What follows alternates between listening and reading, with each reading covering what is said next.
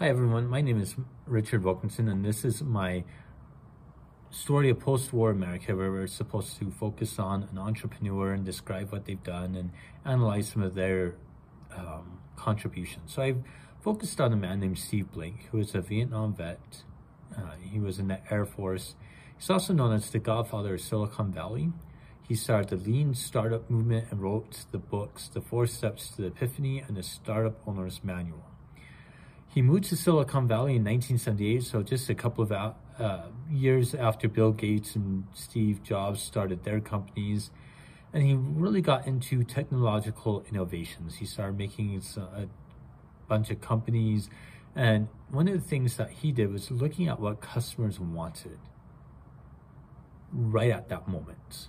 And so as Paul Romier discussed in his article, that without population to buy your goods, entrepreneurs wouldn't be successful. And Mr. Blank really follows that idea. You have to answer what the customers want and need, or you're going to fail.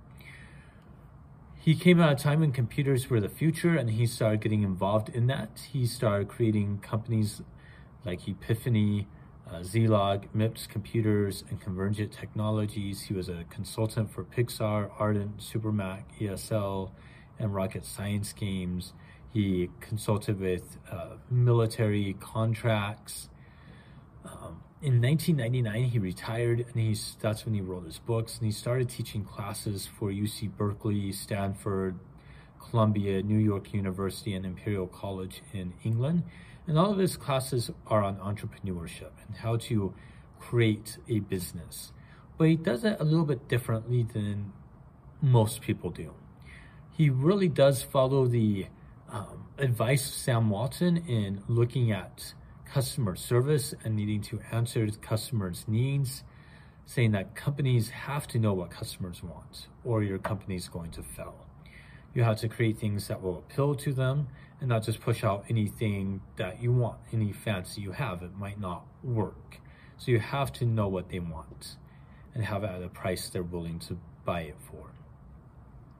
He's won numerous awards for his teaching, including in 2009, the Stanford University Undergraduate Teaching Award.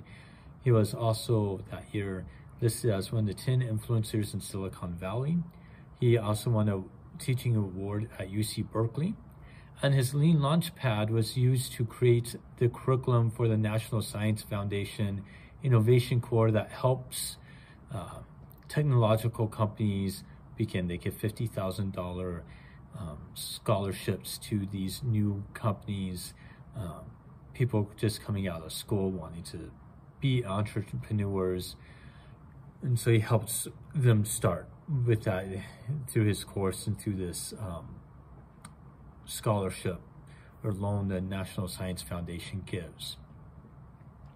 Mr. Blank focuses on technological entrepreneurship.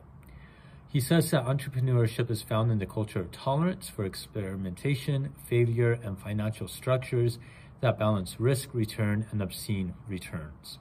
And it's that culture, he says, that allowed Silicon Valley to be so successful.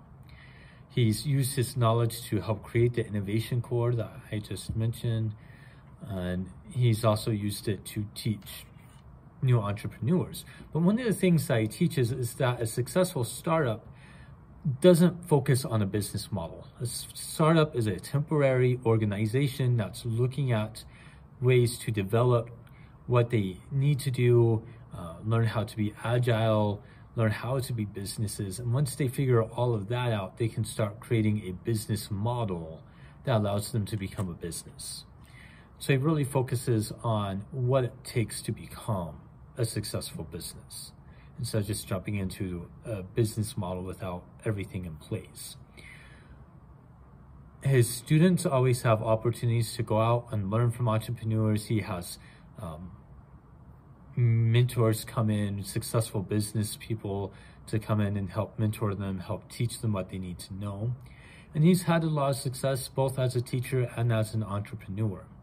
So some of his successes are the tech companies that he's created, but I think even more so than those companies is his teaching.